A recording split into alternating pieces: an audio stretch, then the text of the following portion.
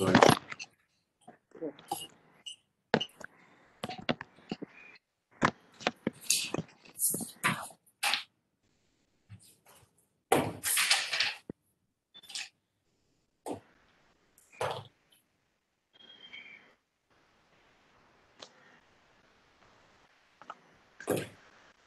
All right. All right. Namaskar. So we shall begin with the Bhagavad Gita. Um, so this prayer is like a conditioning, I thought, every time to the Bhagavad Gita. So we will not do a separate conditioning. Okay. So as you all know that the Bhagavad Gita is set in the Mahabharata. The Mahabharata is one of the greatest epics, not only in India but of the world. It's the longest epic in the world with more than 100,000 verses or shlokas. Now, why was this Mahabharata composed by Vyas? Um, there was a lot of adharma going on. Society was kind of getting corrupted. And so Vyas thought that he should come up with something which would be a guideline to the society. At that time, people were uh, referring to the Upanishads, but there was a moral degradation in society. So he had kind of taken all the essence of all the Upanishads and concised it into the Bhagavad Gita, so to say. But the Mahabharata is a background story to the Bhagavad Gita. Now, the Bhagavad Gita appears in the sixth parva of the Mahabharata. The Mahabharata is made up of 18 chapters or parvas, as we call it. The Bhagavad Gita, incidentally, also is made up of 18 chapters. And this word 18 is very much prominent in the Mahabharata. The war, the Kurukshetra war, lasted for 18 days. There were 18 divisions of the army and so on, and many such places where the number 18 is there. Anyway, so my whole purpose of the Bhagavad Gita is not getting into this academic kind of explanation, but more for self improvement and for understanding life. You see, life is very complex. Society is rather very complex. Dealing with people, dealing with all kind of personalities, dealing with change is sometimes very, very difficult for a human being. And uh, how does a man function? So the Bhagavad Gita offers you outlines to function in a correct way in life.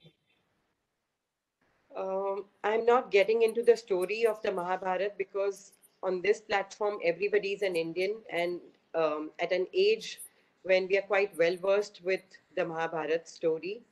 So we will straight away get into the Bhagavad Gita, the study of the Bhagavad Gita, and then gradually unfold or there will be a lot of narration of incidents from the Mahabharata. So we'll start. So it has been my practice to start the Bhagavad Gita with reading the English shlokas, but as everybody says, we can start with the Sanskrit shlokas also. So I would like to, what do you say? Yes, I would welcome that. It'd be nice to remain the Sanskrit. All right. It's more authentic. Okay. All right. Others? Okay. So we begin with chapter 1, verse 1. Dharam Kshetra. Let's ask others also. Sorry. Yeah, others, please. Dr. Bhupatkar, you may have to help me sometime in the narration of this Sanskrit shloka since you are a Sanskrit master. And till now, I have been doing it only in English. Sabir Bhai, is Sanskrit okay with you? Very much. All right. Okay. So we start with chapter 1. We are starting from the beginning, chapter 1, though this is just a precursor to the Bhagavad Gita. This is also very important. We cannot skip this and right away dive into the Gita. So we begin with chapter 1. धर्म क्षेत्रे कुरुक्षेत्रे संवेता युयुत्सव मामका पांडवश्च चैव किम कुर्वत Sanjaya. So the Gita begins with King Dhritarashtra asking his minister Sanjay that who all are gathered on this holy land of Kurukshetra, who all are eager to fight, and what exactly happened here? What did my sons and the sons of Pandu do? Now, Dhritarashtra is a blind old king. He has 100 sons, and he is responsible for this war, so to say. Okay, anyway, we will go on. Sanjay, so Sanjay, the minister, replies, Drishtva tu Pandavanikam Vyudam Duryodhanastada Acharyam Upasangamay Raja Vachanam Abravita.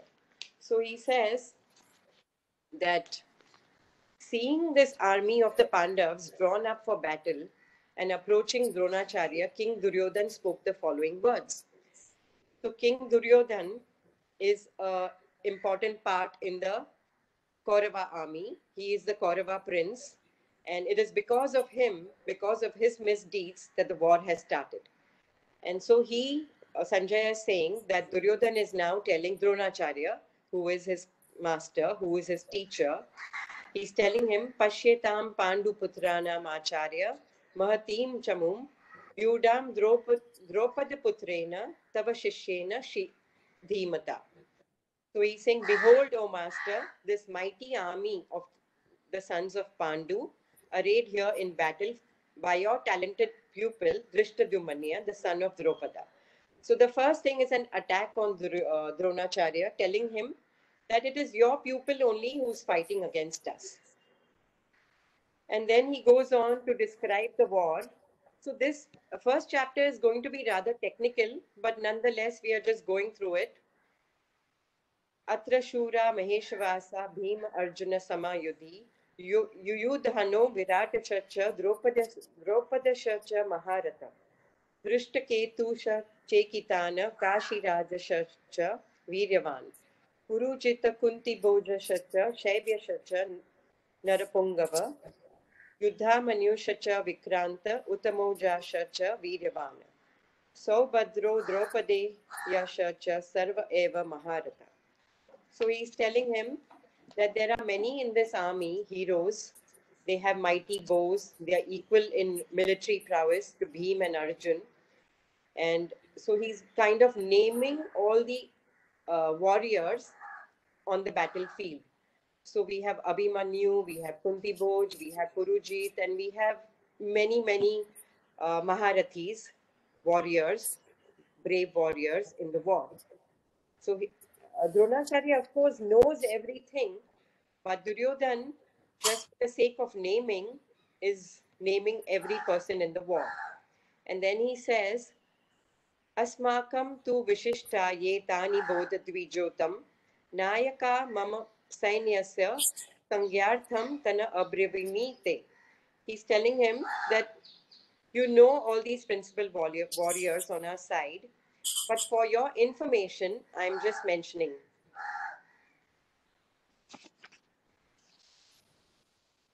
So he says, Bhavan Bhishma Shacha, Karna Shacha, Krupa Shacha, Samintina Jay, Ashwathama Vikarna Shacha, Som Datti Stateva Cha. So again, he's naming some more, that yourself, you are also there, Bhishma is also there, Karna is also there, Kripa is there. All of you are victorious in battle. And there is Ashwathama, Vikarna, Bhurishrava, and then there are many other heroes in the next verse. He says, Anyacha Bhava Shura Madartha Tyakta Jivita. They are all willing to sacrifice their lives. We have such brave warriors.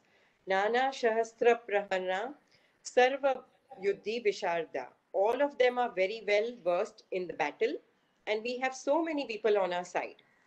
He's kind of trying to boost Dronacharya's morale, which was not necessary, but he does it.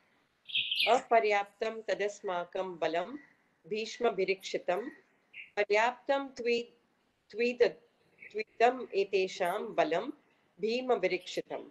So he says, this army of ours is fully protected by Bhishma, who is unconquerable. Bhishma Pitamaha was a grandsire of both the Pandavas and the Kauravas, and he had the boon that he could die whenever he wanted. So he was unconquerable. So he says, our army is protected by Bhishma, the Great, while that army is guarded by Bhim. And that is very easy to conquer because Bhim has no such boon that he cannot die anytime. Bhim can die anytime.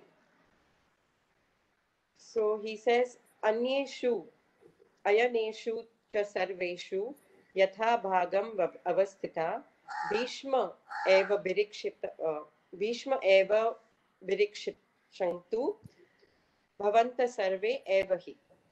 Therefore, stationed in your respective positions on all fronts, do you guard Bhishma in particular on all sides? Because as long as Bhishma is there, their army is protected.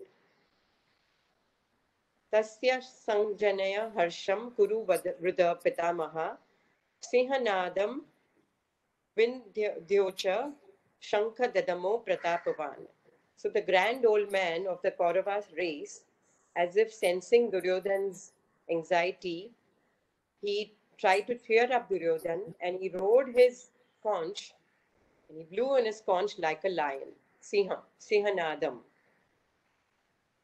Tata Shankashacha, Bairyashacha, Panvana, Pago Mukha, Sahasva Bhayanta, the Shabdas Tumulo Abhavata. Sorry, I'm fumbling a little because I have gone through it, but this is not my practice to read the Sanskrit shloka. So there were No problem.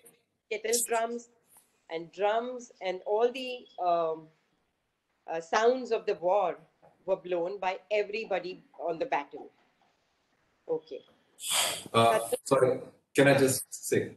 Yeah, here itself, I think in a subtle way, the whole theme of duty and the conflicts that it engenders many a time has been kind of subtly brought in, because Bhishma, as we know fairly well, was very fond of the Pandavas, and they being on the side of Dharma was anyway therefore was dear to Bhishma. Yet because of a certain vow that he had taken early on, so he was constrained to protect the crown, the current crown of Hastinapur, and as a result, against his wishes, but on account of fulfilling his duty, he had to be fighting on not only the side but actually leading the Kaurava side in the war. Right. So that, I think, it's a precursor to the later Vishad, etc., that Arjuna will face. Yes, we will come to that now in these next verses. True, very true. So here we go with the first chapter again on the verse 14. Tata shvete yukte mahati sya nide stitho madhava pandava shacheva divya shanku pradadhamutu. So he was seated in his glorious chariot. Now we are coming to Arjun. Arjun is seated in his glorious chariot drawn by white horses. And Krishna as well as Arjun also blew their celestial conches. Here enters Krishna, who is a god in the Mahabharata. Vyas has created this figure of Krishna as God. And we have the main hero, Arjun, who also enters the war. And Panchajanya Rishikesho Devadatam Dhananjaya Kondram Dadamo Mahashankar Bhima Karmo Vrikodara. So Sri Krishna blew his conch named Panchajanya and Arjun, the Devdatta, while Bhima blew his mighty conch Paundra. Ananta Vijayam Raja Kunti Putro Yudhishthira Nakula Sahadeva Sha Subhoshamani Pushpako. So now the other two brothers also blow their conches. And King Yudhishthir blew his conch Ananta Vijay, and Nakul and Sahadev blew their conches Sughosh and Manipushpaka. Well, this is all just for information, but the actual we are just running past these verses. काश्यश च परमेश्वास शिखंडी च महारथ दृष्टदुमन्यो विराटश च सत्यकीश च अपराजित द्रुपदो द्रौपदेयाश च सर्वश पृथ्वीपते सौभद्रश च महाबाहु शंख शंखन ददमु पृथक पृथक. So everybody individually is blowing their conches. And here we have mention of Drishtadumanya, we have the mention of Shikhandi, who was responsible for Bhishma's death. And we have Draupad, we have the 5 sons of Draupadi. These are all the characters in the war. So from this, we all understand that there are thousands and millions of people enacting the great epic of Mahabharata. Everybody is there with his own varied personality, with his own varied mindset, and how each one is responsible for each other's life, for actions. We will slowly understand it when we go through the Bhagavad Gita. So, Saghosho Dhartarashtranam Hridayani Vyadarayat Nabashacha Prithvim Chaiva Tumulo Vyuna Vyanyunadan Dayana. And there was a terrible sound echoing through heaven and earth, rending the hearts of Dhritarashtra's army by all these sounds of the conscious. So now, अथ व्यवस्थिता दृष्ट्वा धार्तराष्ट्रान् कपिध्वज प्रवृत्ते शस्त्र संपत्ते धनुर्धमे पांडव ऋषिकेशं तदा वाक्यम idam महीपते. Now Arjun begins this. So now Arjun's chariot has Hanuman. The flag of Arjun's chariot has Hanuman on it.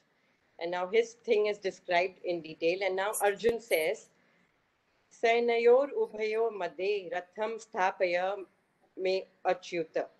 So Arjun is now addressing Krishna, commanding rather. His voice is like a commander. And he's telling Krishna, Krishna, place my chariot between the two armies.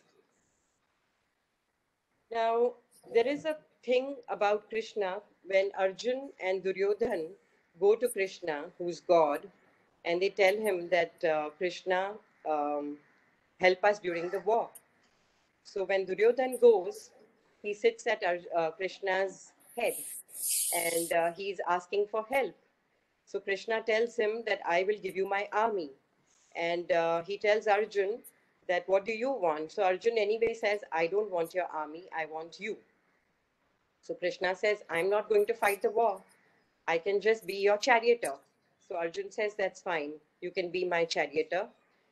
And so here we have Krishna as Arjun's charioteer. Though Arjun is the prince, the king, and Krishna is God, Krishna volunteers to become a charioteer and help Arjun fight the war.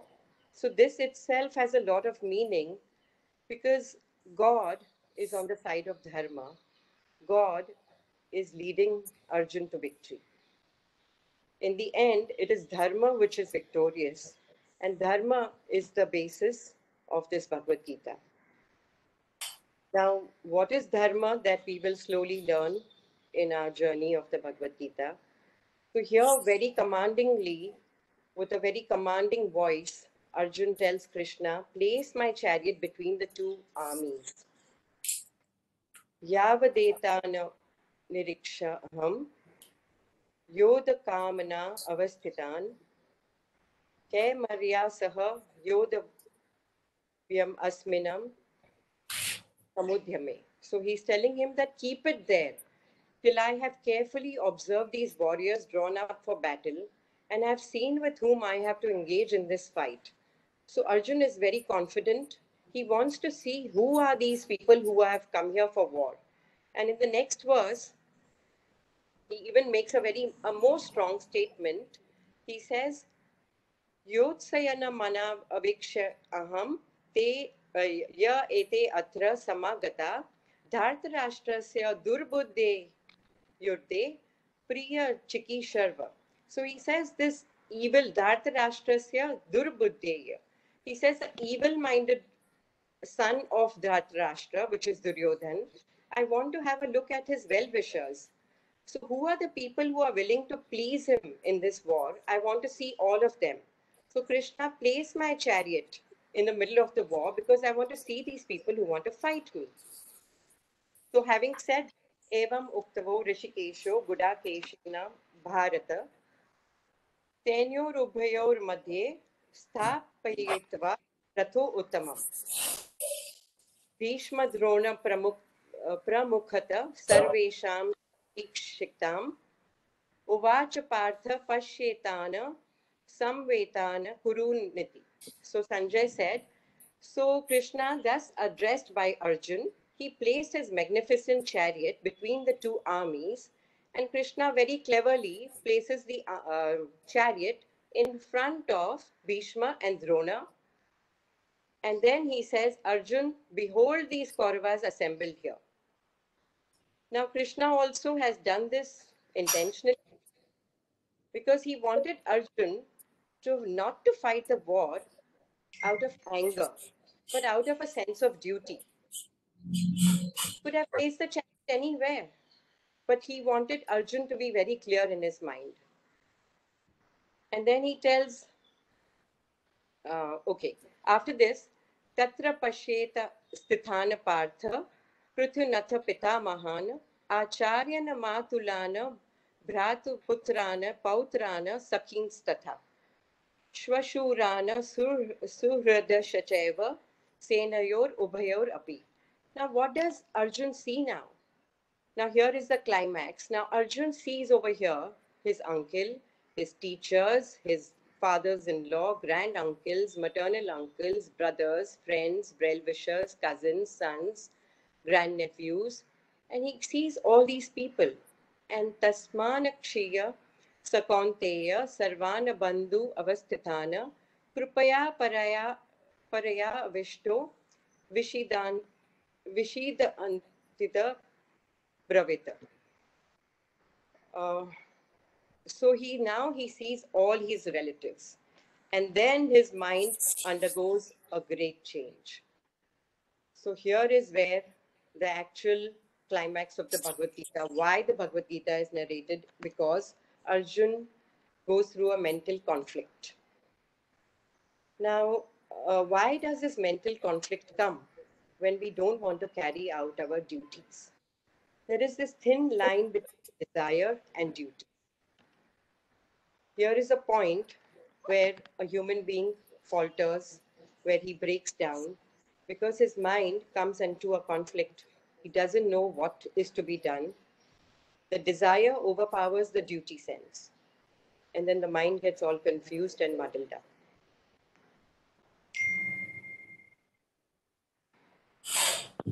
up. Does anybody want to say anything at this point?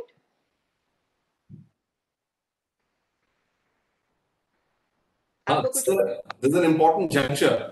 Yes. So, if we could have some reactions. Yeah. At this point of dharma and duty, how Arjun is overpowered by this emotion at this point of time. There are many people in the war. Yudhishthir is there. There are 18 divisions of army. Each division is made of numerous warriors. But only there is one individual over here who is perturbed, who is confused, and who suddenly now, in the preceding verses, says, I do not want to fight the war. What happens to this particular individual?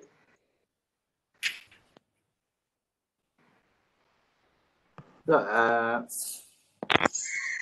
can empathize with Arjuna. I also feel that he should not have fought the war. I mean, looking at all these people, they're his own people. Yeah. Correct. Anybody of this opinion that the war, Arjun should not have fought the war?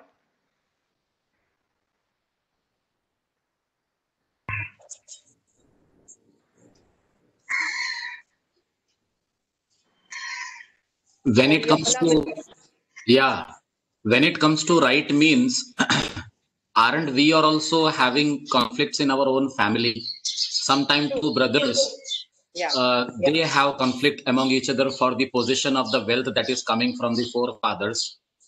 In fact, when the girl is married off, even she says, "Why?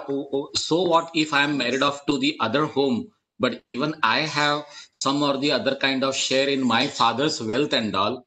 So when this is happening, we have a connection with our own people. It is not about the wealth and all, but it is some sort connectivity. अब देखो रक्षाबंधन आ रहा है, एक एक बहन अपने भाई को बिल्कुल राखी बांधेगी, वो कनेक्टिविटी कहाँ से आ रही है?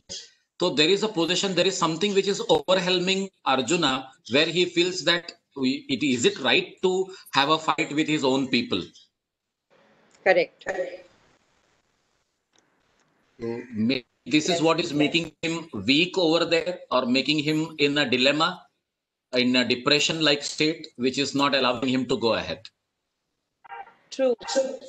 So, but in other words, are we then saying that we just go through the Bhagavad Gita mechanically because we are siding with this part of Arjun, and we are reading the Bhagavad Gita, but we are not very convinced with this kind of a concept, or with this kind of an important reaction of Arjun?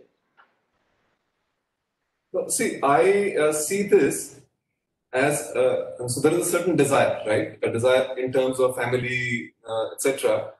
It's all a desire for harmony, a desire for kinship, a desire for the strength that all this support provides, versus the so the duty, I feel, is something that flows from, if we may say, in course, the soul. Right? Duty is something that flows from natural order. Eat, because I feel hungry, is a duty towards myself, because it's nature's way, the way it has constructed living beings or a human being. So my desire may be to kind of do something else, shine, right? But my duty is to really feed my stomach, because when it is hungry. So that, in a slightly more dramatic and much larger context, is the struggle here between what. See, so the base, the foundation is our innermost being, our identity truly is what comes from the spirit and beyond, right? And it is overlaid by a mind and a body. So so the message, or the mind wants to impose, but You see, okay, I got your point, but you see, the thing is that dharma is applicable at every moment of life. See, this is what is my take from the Bhagavad Gita, and this is what I gathered from it, and this is what is my striving in my day-to-day life. When you give the example of eating, at that moment when you're eating, at that moment of of eating, in that act of eating, also a desire comes in. You may eat more than necessary. correct. Every point. So now it's not a broad thing of eating and doing something else, but it is at that point of eating, a desire comes in. At Right. that point of time, if you can keep your awareness that, okay, it is my dharma during that 5 minutes of food, that to eat how much ever is necessary. Because when I overeat, I deprive somebody else of eating. I destroy, I create violence on my body. So this fine position of dharma is what the Bhagavad Gita is trying to get at. Arjun also, at this point of time, he doesn't want to fight the war. At that time, can't he understand that why is my uncle on the other side? Why is my grandfather on the other side? Why is my teacher on the other side when they should be supporting me and fighting the war? Why does he forget that? It's such a subtle point. How can you forget? How can you lose the awareness that my wife has been disrobed in public? She's a queen. She's not an ordinary person. And when a queen of a country can be disrobed in public, what security does that country have from that king? So if these you see, this dharma is something very, very subtle. This is what has to come across to us through the Bhagavad Gita. Very true. Very And true. this dharma is, sorry. No, please go on. This dharma is something which is very, very subtle, which is very, very universal. So we come to this point that this Bhagavad Gita is a very, very universal text. You may read it in any language, it doesn't matter. But what it tries to tell you is most important. Right. Right. I think that's a very beautiful instance you gave in terms, even at the moment of eating. Yes. Right. We have this, it's not just between doing something else and eating, but even eating for need, to fulfill a need, versus eating for. Yes. So You really, see, yes. Yeah. So you see, so that we come to this point that the mind is so fickle, so fickle, it can overpower the best of us at any given point. We may be well versed in anything in life. We may be great scholars, professionals. We may be the wisest of men.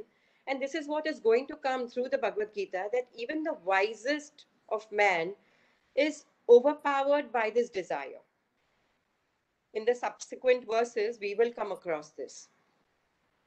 That at no given point can man say that I know it all, or feel that he has achieved all. Because this Maya, this desire, this illusion can overpower. We have the case of Vishwamitra. We will, all these stories will be narrated in the right verses, but this is the point where the mind has to be controlled, and the mind, the emotion, which can overpower the emotion which the mind is filled with, can overpower you at any given point of time if you are not vigilant.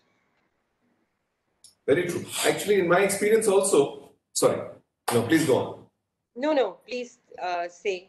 Yeah. So I have felt numerous times that you may have a good mind, and it has its several positives, no doubt about it. And like any other tool, mind, when used, is a tremendous friend and But as good a mind you have, it also comes in the way.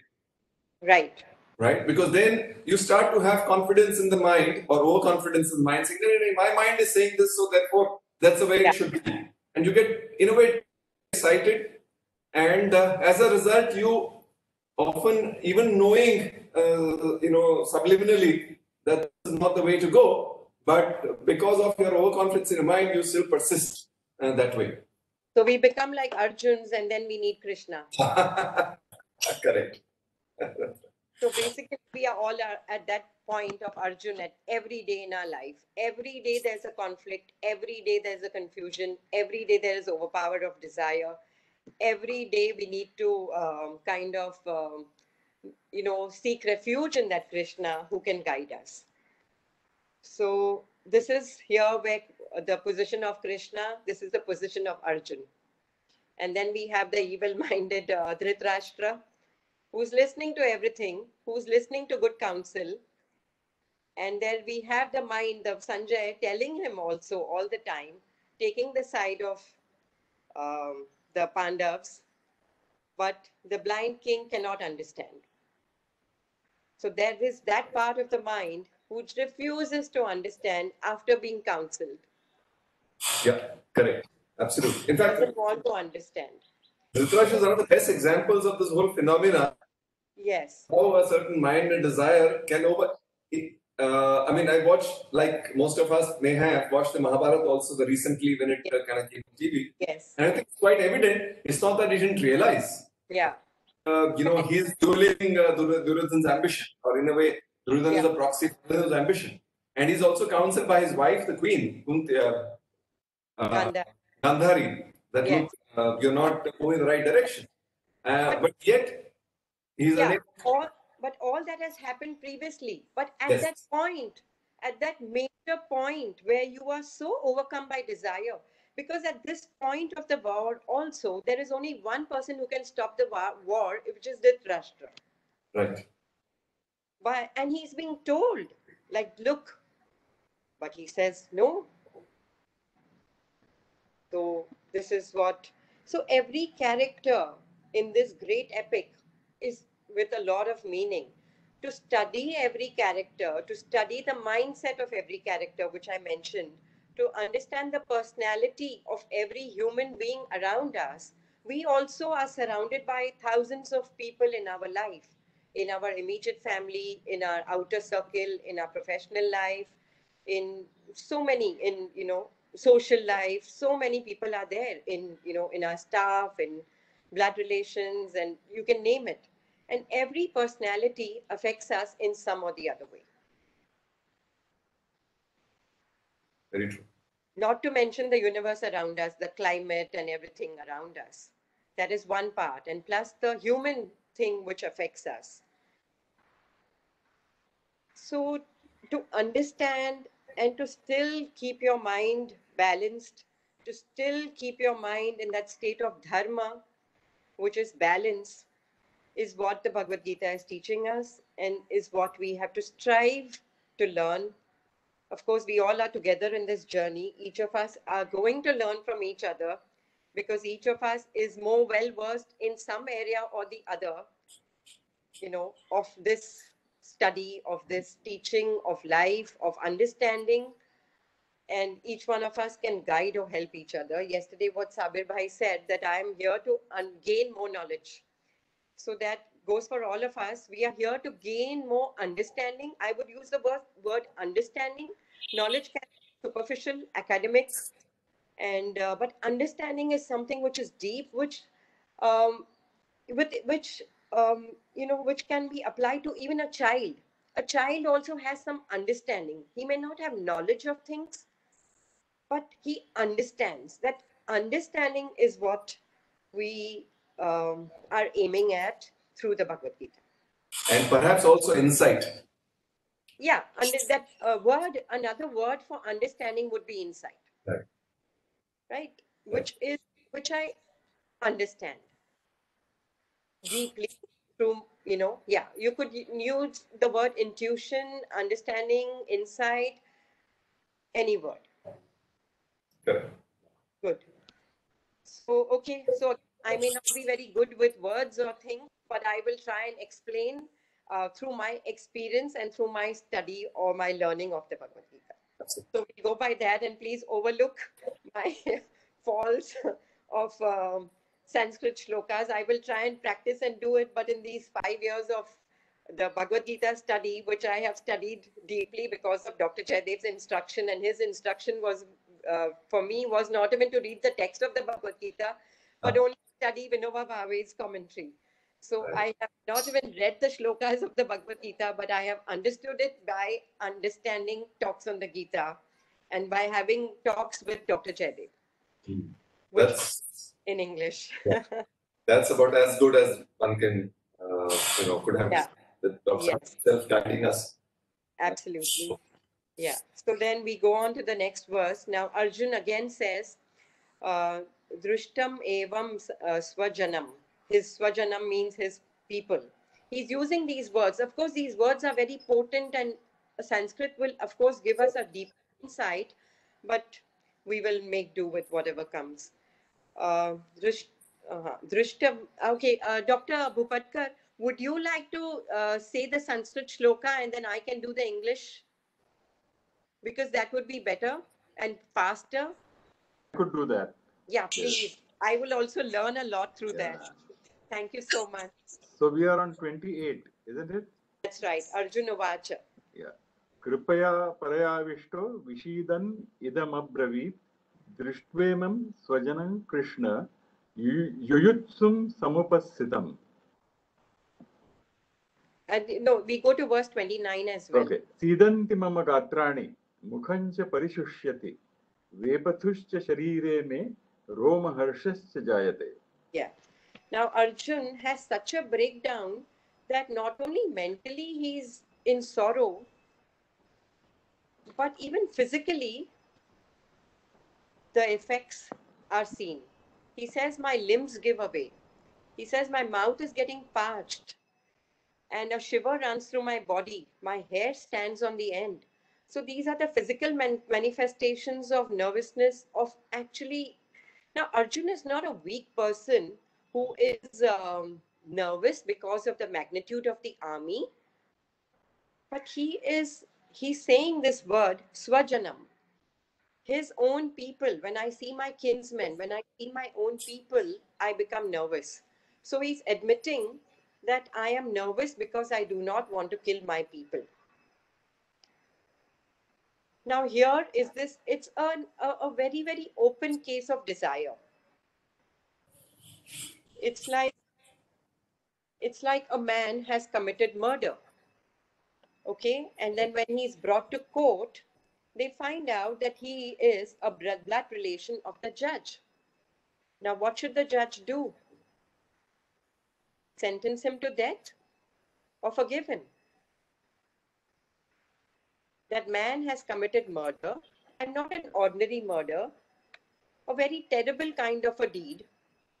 He has influenced, or he has brought to ruin many lives. And the murder has been very, very cruel. So what is the judge supposed to do? Punish him? Sentence him to death? Or say, okay, he must have done it in a fit of anger, and there must be reasons for it. What should the judge do? The judge has to do his duty. The judge has to look at the case objectively. Correct?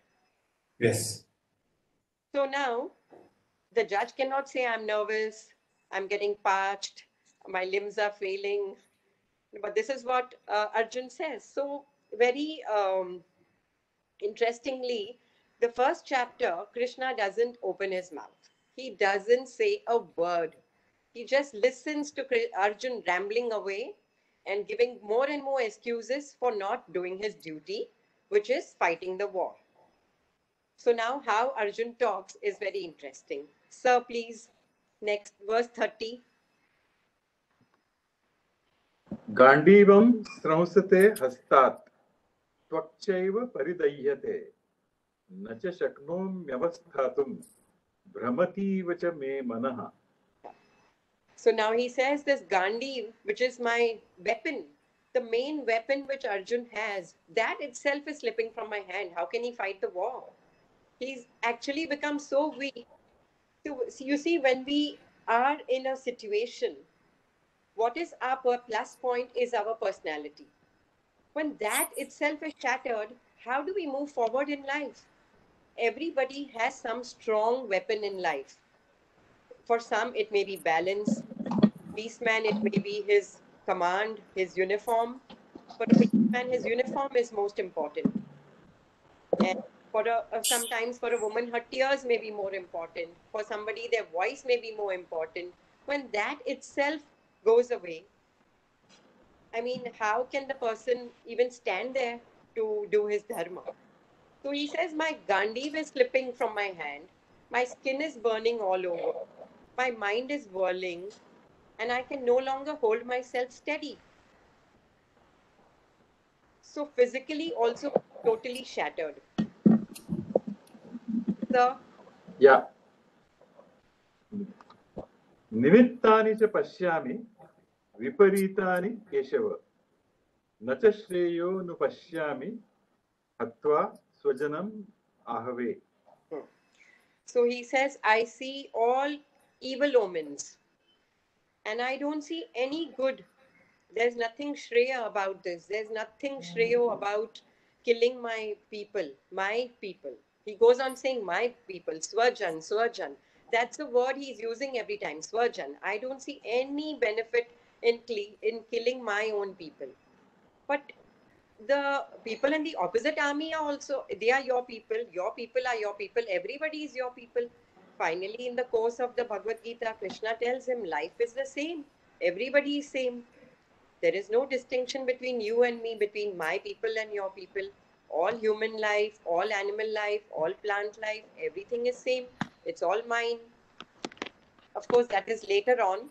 But at this time, we don't understand when we are in this thing. It's all about me. It's all about Swa. It's all about me. It's all about myself. But Dharma is also about myself. Who is going to enact the Dharma? Me. dharma. The word also used is swadharma.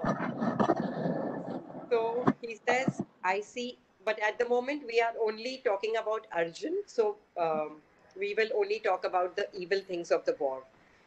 So he says, Keshav, I can see only omens of evil. I don't see any good in killing people in battle, which is true. Any war kills people, and of course, it is not good. So he is not wrong in his arguments. Yes. So the next verse. न काङ्क्षे विजयं कृष्ण न च राज्यं सुखानि च किन्नो राज्येन गोविन्द किं भोगैर्जीवितेन वा. Yeah.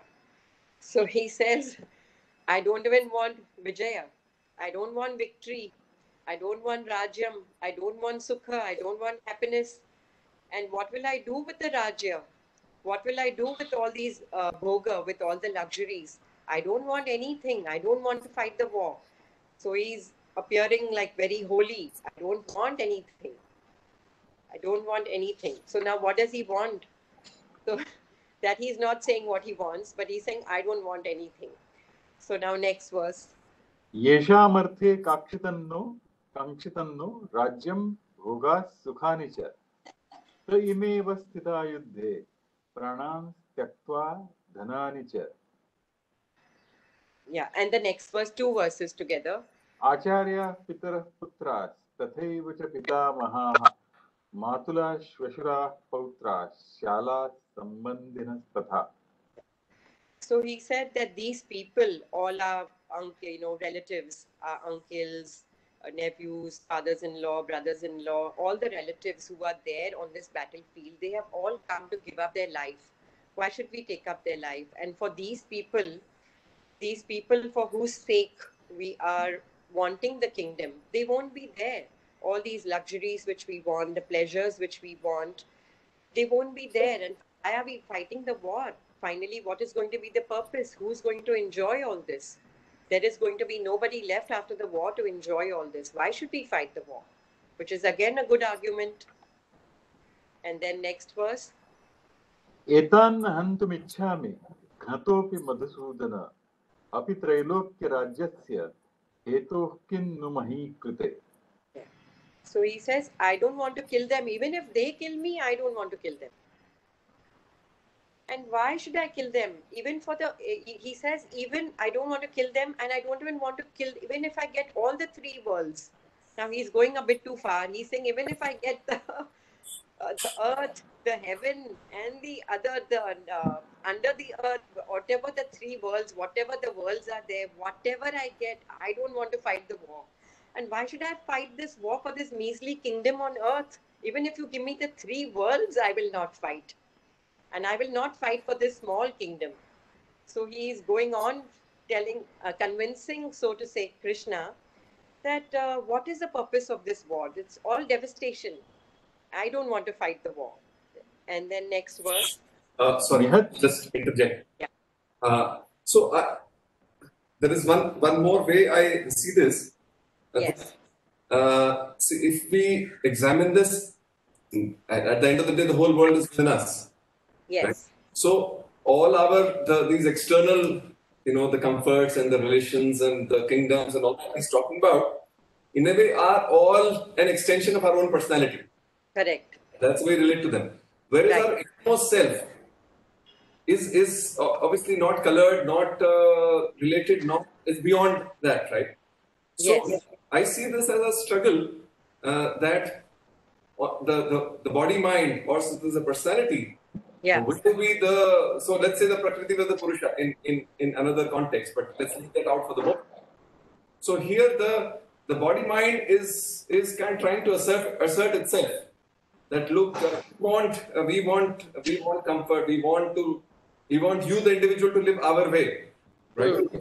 Give ourselves primacy, right? Whereas the sense of duty, which eventually will be counted towards, is the call of the innermost thing. That's how nature would want, or that's how the universal order would demand that when things are not going right, when adharma means when the world is moving in a non-harmonious way, when the harmony is disturbed, when the order is disturbed, so its existence is threatened.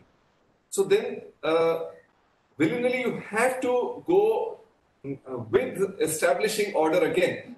Because suppose you were not to do so, like is happening today, when ecology is under tremendous threat.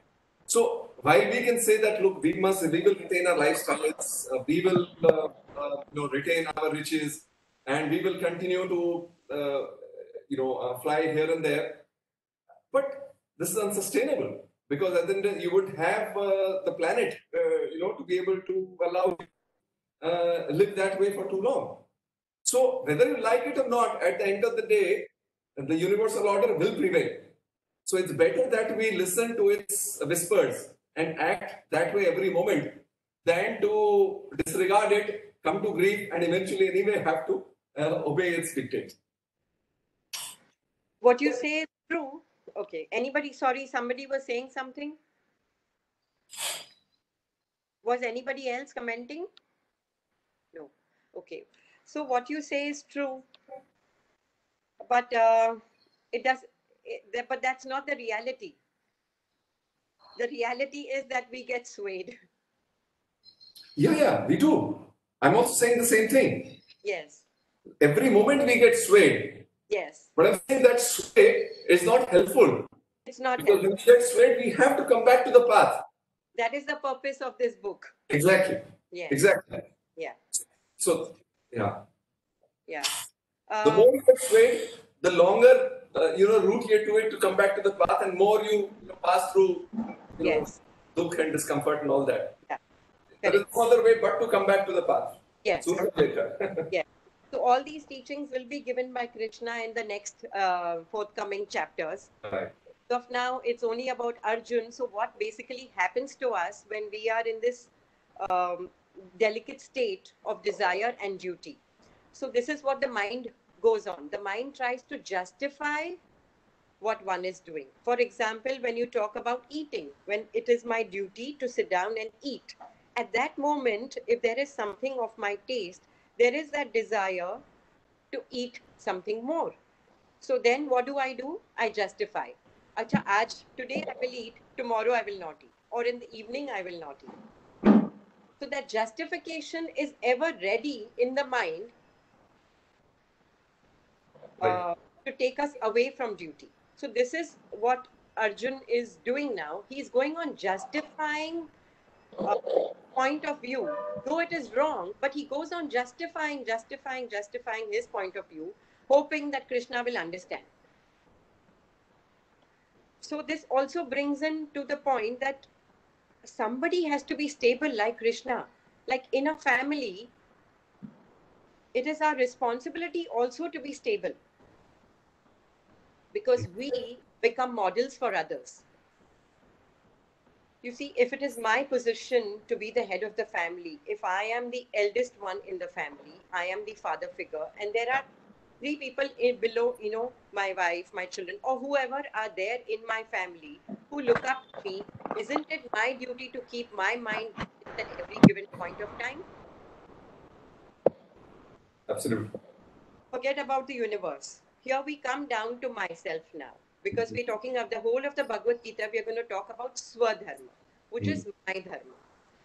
So in every area of life, I need to keep balance. And if I keep on justifying my wrong actions, or my child goes on wrong actions, it becomes my duty to keep stable and not get emotional. So here Krishna is totally like a witness, totally emotional, listening carefully.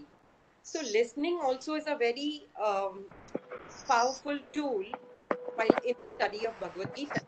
You have to listen carefully to what Arjun is trying to say and how Krishna keeps his mind balanced when Arjun is very dear to him. In chapter 10, Krishna does say that among the Pandavas, I'm Arjun. Arjun is so dear to him. I mean, if today, if my child were to say these things to me, I would totally get carried away. True, so, very true. To remain like a Krishna and listen carefully to what a person who's confused has to say, and to maintain my balance, not get emotional, is also another important point which we learn from this chapter 1. Yeah. In fact, as a matter of fact, listening itself is very therapeutic. Absolutely. Right? Many things just resolve themselves when the person has said it, and as Dr. Saab did so very often Yes. with all of us, right? Yes. So listening, and then we realize how foolish we are going on saying, and we say, "Oh yes, thank you very much, I understood." Often without him having said even a word. Yeah. Also, it sometimes happens that you want somebody to listen to you, and you go on rambling. At the end of it, you might get some insight. Maybe you just want to vent out. There could be many ways. So listening is again an important aid, and and also being stable after listening and not to get carried away also is an important aid.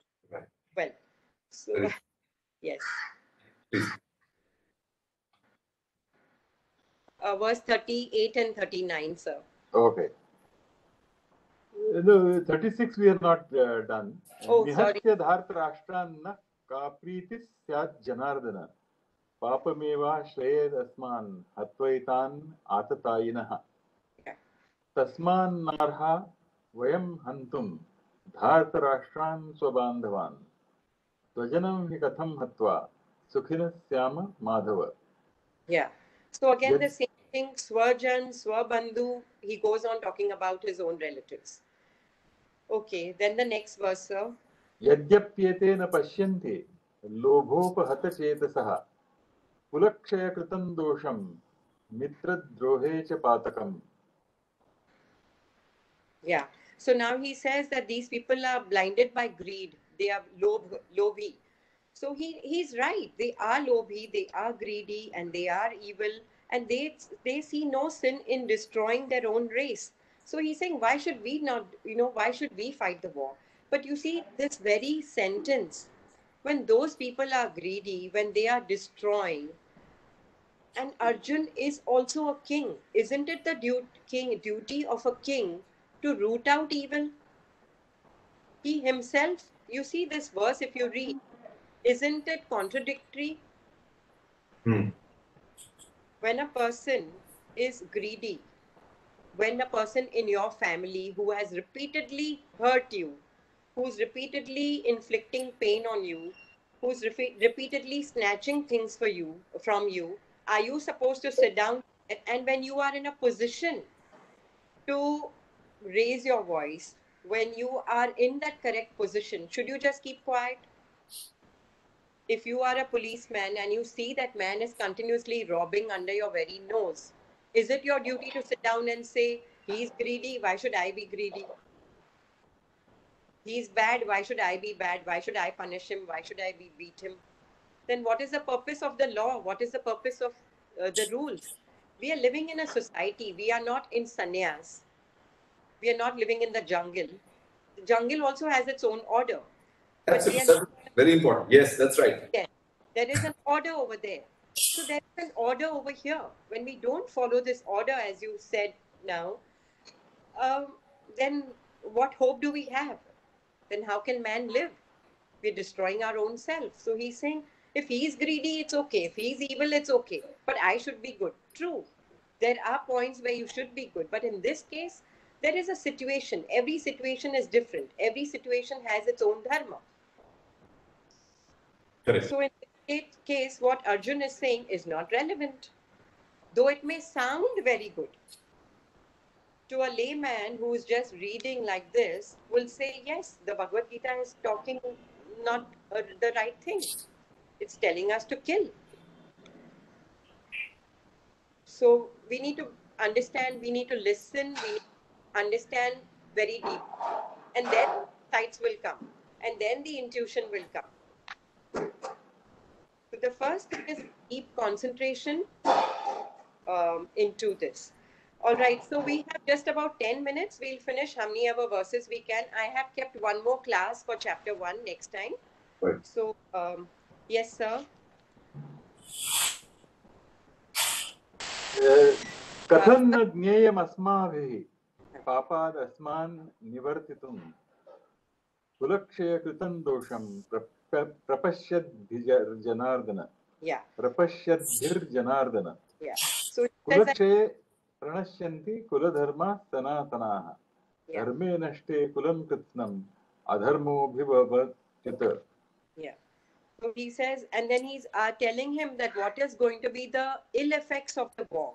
What is going to be the ill effect of the war? Age-long family traditions are going to disappear with the destruction of a family. Virtue is going to be lost, and vices are going to take over the entire race, which is true. Which is true. Yes. The next verse.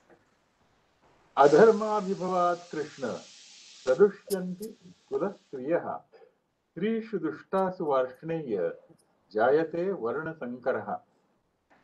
So he says that what will happen? He says that the men are going to die. So the women will become corrupt. And with the corruption of women, the whole clan is going to be, there's going to be intermixture of castes. So the family traditions will be lost. We see this. Traditions are lost because there is too much of intermingling. Now that is happening without the war also, but it was a thought pattern that the same people of the same caste, when they marry, then the traditions are alive, and so many things are alive. Well, so this is one of the evil effects of war. So we'll not dwell too much into it. So next verse, please. संकरो नरकायैव कुलघ्नानां कुलस्य च पतन्ति पितरो येषां लुप्तपिण्डोदकक्रियाः. Yeah. So he says that the children who are going to be born also, they are going to be the destroyers of their race because they are not going to follow the rituals and the traditions. We have the Shrad, we have the Tarpan, so they won't know all these things. And the ancestors will not get all this. And so even the ancestors will be falling. So he's going a little deeper, and he's saying even the people who are dead, they are also going to suffer. So the ill effects of the war. Anyway, so the next. Yeah, I think here that way I think it's quite logical. So help me explain. Yeah. That before actually going into such an event, that it seems to be forthcoming, I think it's really helpful to assess as to what the impact will be. Right? The fact that he's mentioning all of this is, to my mind, is important and logical, because you must act with full awareness at all times. Whatever the eventual action, its context, right, its past and its future must all be taken into account, right, while in the course of action, and to kind of decide. So here also, all these ill effects are there, but then it's a different matter that by not fighting the war, the ill effects will be even greater. So it's really that you have to choose the lesser of the two evils. And I see a lot of parallel here. For example, this whole coronavirus situation. Now, for the first few weeks of the lockdown, we also lockdown is Quite breaking. Yes, sorry. Quite okay. Am I audible now? Yes. So I'm saying, if we take a parallel from the coronavirus situation, in the first few weeks, most people said yes, lockdown is the right thing to do, and so we obeyed that. But then slowly, or rather pretty quickly, it became evident that look, there is another evil that is associated with the lockdown, which is that of economic destruction.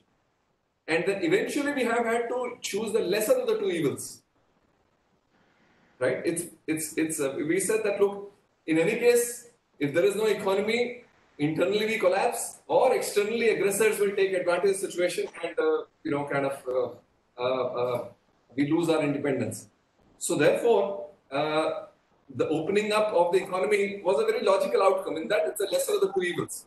So here also, I think it's very important for him to enumerate what the effects of the war will be. But then eventually, Krishna, I think, will help him realize that by not fighting the war, the effects may be, or whether he explains in so many words or not, but by not fighting the war, the implications are even more horrendous. So again, here we have to choose the lesser of the two evils. That is, fight the war and avoid the even greater ill consequences. True. What you say is true. But here we are talking about dharma. Now, dharma doesn't see, dharma sees what is it that I have to do. You see, what you initially spoke of, yes, enumerating all this is fine. That is yoga karma sukaushalam. That when you do an action, you have to, see it, everything, you have to see it in its totality. And just, I think we'll have to wind up because it's going to be 10:15. Right. Yeah, well, just this 2 minutes. Yeah. That is a skill. We have 3 minutes, so. Yeah, but the dharma part, dharma is your adhikar is to do your duty at that moment.